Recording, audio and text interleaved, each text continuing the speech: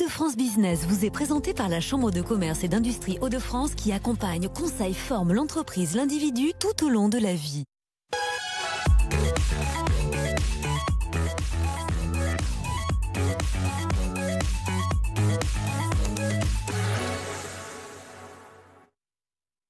Bonsoir à tous et bienvenue dans votre magazine économique comme chaque mardi. C'est l'enseigne de fil à tricoter la plus connue et reconnue dans notre région, en France également, Fil d'Art.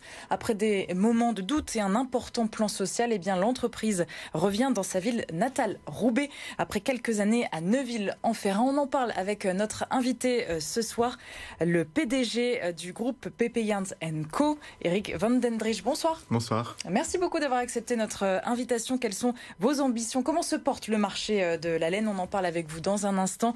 Et pour nous accompagner, évidemment, comme chaque semaine, Élodie Souris-Lavergne du Journal des Entreprises. Bonsoir Élodie. Bonsoir Marie. Et c'est parti pour la première partie de ce magazine.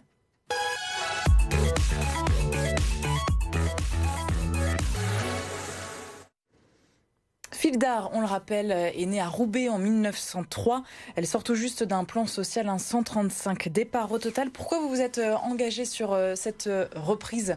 Pourquoi ? C'était un peu le fruit du hasard en fait. En gros, je suis arrivé le 1er décembre 2019 chez Fil d'Art à la demande de l'actionnaire pour une mission qui était de lui dire qu'est-ce qu'on pouvait faire avec cette belle entreprise, vieille entreprise et qui allait pas très bien à l'époque. Et du coup, en fait, ce qui s'est passé, c'est que pendant 2 mois, j'ai interrogé l'ensemble des collaborateurs un à un. Et chacun m'a donné une pièce du pulse, puisque globalement, tous les points de vue sont utiles dans une entreprise. Et j'ai vu vraiment tous les collaborateurs du siège et 25% des responsables de magasin.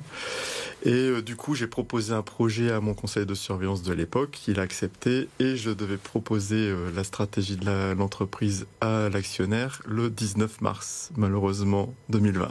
Malheureusement, le 16 mars. Oui, ça a été retardé du coup. Tout s'est arrêté. J'ai pu le faire que le 17 avril 2020. Et là, l'actionnaire avait des problèmes avec ses autres enseignes, puisque l'actionnaire c'était l'AFM à l'époque. Donc Auchan était moitié fermé, Leroy Merlin à moitié fermé, Decathlon fermé, Kiabi fermé, etc. Et ce qu'il faut retenir essentiellement, c'est cette fusion de 2 marques, hein, c'est ça, PP pour en fait, donc, Fil d'Art du coup, en fait, pour finir là-dessus, donc du coup, ils m'ont dit, non, on peut pas suivre. Et là, on s'est dit, qu'est-ce qu'on fait avec Pierre-Jean Cahuela, qui est mon associé aujourd'hui? Qu'est-ce qu'on fait? Est-ce qu'on y va? Est-ce qu'on n'y va pas? Et on a réuni en 3 semaines 12 millions d'euros auprès de 25 actionnaires différents. On a vu sur ces 3 semaines 75 personnes différentes. Et du coup, on a réussi à avoir les moyens de pouvoir reprendre l'entreprise. Oui. Et effectivement, pour reprendre sa question, excusez-moi, effectivement, l'autre projet, c'est avec PP Yarns, c'est de redonner du blason à ces 2 belles marques que sont Fil d'Art et Pingouin. Et PP Yarns, ça veut dire fil d'art pingouin, fil à tricoter, Yarns en anglais. Mais il y avait d'autres candidats à ce moment-là à la reprise. Pourquoi c'est votre offre qui a été retenue? Qu'est-ce qu'il y avait de plus? Je pense que c'était l'offre qui était la plus sérieuse en termes de continuité de l'entreprise. Il y avait une autre offre extrêmement sérieuse qui était faite par Mondial Tissu, mais qui intégrait Fil d'Art dans l'ensemble de ces marques déjà existantes. Et donc, la laine à tricoter devenait un secteur de Mondial Tissu et n'était pas préservé en tant qu'unité économique indépendante. Ouais. 135 départs, c'est beaucoup quand même malgré tout. Tout à fait. En fait, le sujet était obligatoirement de fermer les magasins parce que c'était absolument plus rentable. Et c'est pour ça qu'on s'est vraiment réorienté sur le web, parce que nous pensons que ce marché est un marché de niche pour les passionnés, parce que c'est un tout petit marché. En France, ça fait 110 millions d'euros, le marché du fil à tricoter. Et un marché malgré de niche, le développement du do-it-yourself, on se met de plus en plus c'est en train de revenir, mais pour l'instant, c'est encore un tout petit marché. Et alors, comment on se développe sur un marché qui est petit? Alors, comment vous comptez grandir sur un marché qui est un peu restreint? En fait, nos 2 marques aujourd'hui réalisent à peu près 30 millions, vont réaliser cette année à peu près 30 millions d'euros. Ça veut dire qu'on fait à peu près 30% du marché. Oui. Et notre sujet, c'est pas de prendre la part de marché, puisque chaque point de part de marché, il coûterait extrêmement cher. Notre sujet, c'est de développer le marché. Et du coup, tout notre travail, ça va être de faire en sorte d'amener de plus en plus de gens à tricoter.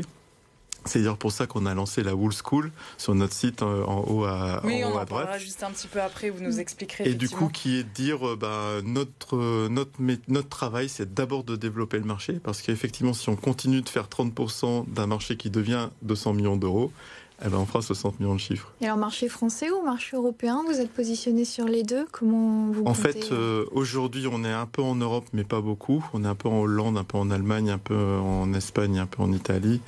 On est présent en Corée, aussi bizarre que ça puisse paraître, avec un gros client, et aussi au Canada. Notre sujet aujourd'hui, c'est d'être d'abord moteur en France pour pouvoir développer ce marché en France. Et une fois que ça, c'est solide, d'aller à l'international. Vous allez ensuite en Europe. Et donc, on a parlé d'une levée de fonds tout à l'heure de 12 millions d'euros dans le cadre de la reprise. Ça vous a permis d'investir sur le web massivement. Et ça va être quoi la part de chiffre d'affaires réalisée en 2021 sur Internet? Alors en fait, pour ces 12 millions, ça nous a permis d'abord de racheter l'entreprise, puisqu'on a racheté l'entreprise à peu près 2,7 millions à la barre du tribunal. Ensuite, d'acheter le stock, parce qu'il fallait réenclencher le stock.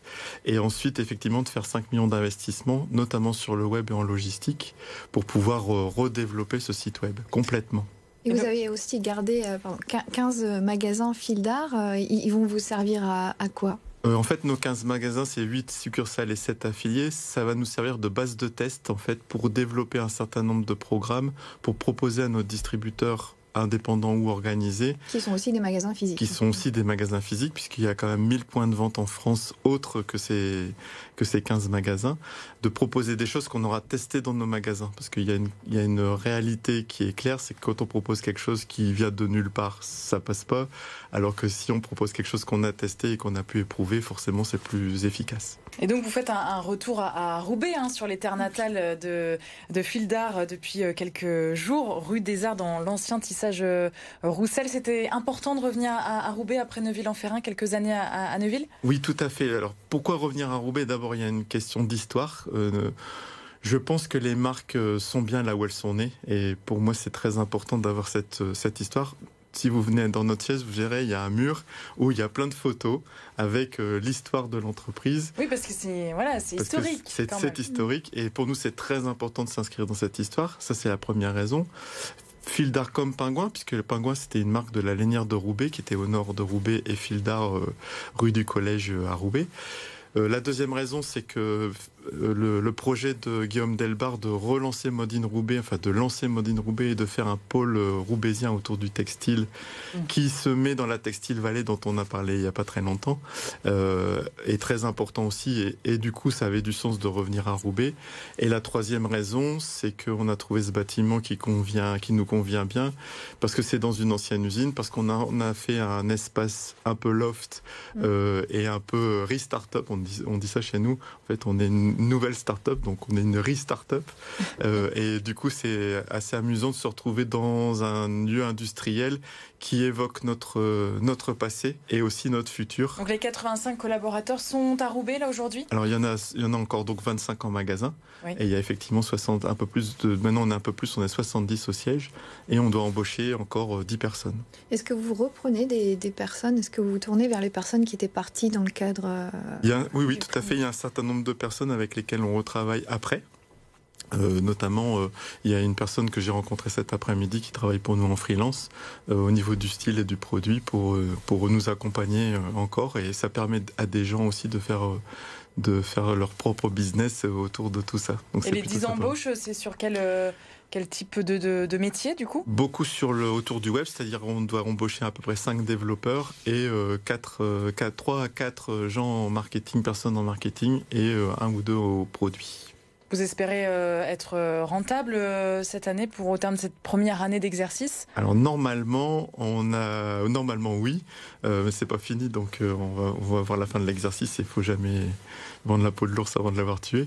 Mais normalement on va être rentable parce qu'on a déposé un budget auprès de nos actionnaires pour qu'ils fassent l'affaire à 0 de résultat la première année.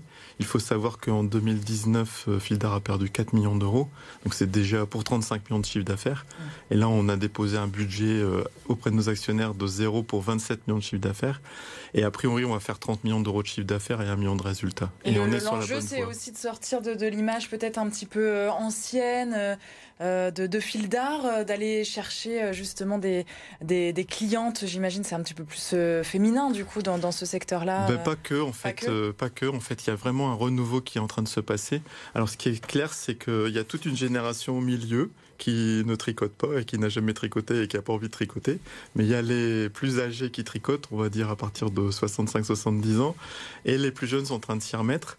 Et du coup, au milieu, il y a une espèce de vide. Et nous, notre sujet, c'est de ne pas perdre les plus anciennes, parce que ce sont nos clientes d'aujourd'hui, et de s'approcher des pratiques des plus jeunes, entre 20 et 35 ans. Un mot sur l'école peut-être aussi, Elodie ? Oui, vous avez lancé la Wool School, donc une école qui va donner des cours gratuitement. Alors ils sont rédigés par qui ces cours et ça vous coûte combien vous de faire ça et c'est quoi l'intérêt ? En fait, on a racheté une entreprise qui s'appelle Woolkiss, qui faisait des cours avec une personne super bien que vous avez vue qui donne les cours. L'idée, c'est toujours pareil, c'est de développer le marché. À partir du moment où on veut développer le marché, le principal frein, c'est d'apprendre à tricoter. Et on s'est dit, en fait, on va prendre les moyens de développer le marché. Effectivement, ça nous coûte un peu d'argent, mais nous pensons que c'est très utile pour le monde du tricot. Et une de nos ambitions, c'est vraiment de travailler en mode collaboratif et ça peut vous paraître bizarre, mais aussi de travailler avec l'économie du don. C'est-à-dire qu'à un moment donné, quand on donne, il y a du redon de l'autre côté. Et moi, je suis à peu près convaincu qu'il y a quelque chose qui se passe au niveau économique aussi dans cette logique de don. Et à un moment donné, il faut faire des choses pour faire en sorte que le marché progresse. Merci beaucoup Eric Van den Driesch d'être venu sur notre plateau donc pour nous parler de fil d'art. Merci à vous, bonne continuation. Merci à vous. Elodie, à la semaine prochaine pour un nouveau numéro de Hauts-de-France Business. On se retrouve demain, mercredi bien sûr, pour parler emploi sur notre plateau. Et si on faisait un bilan de compétences, nous allons parler de ce thème avec notre invitée, une coach et consultante.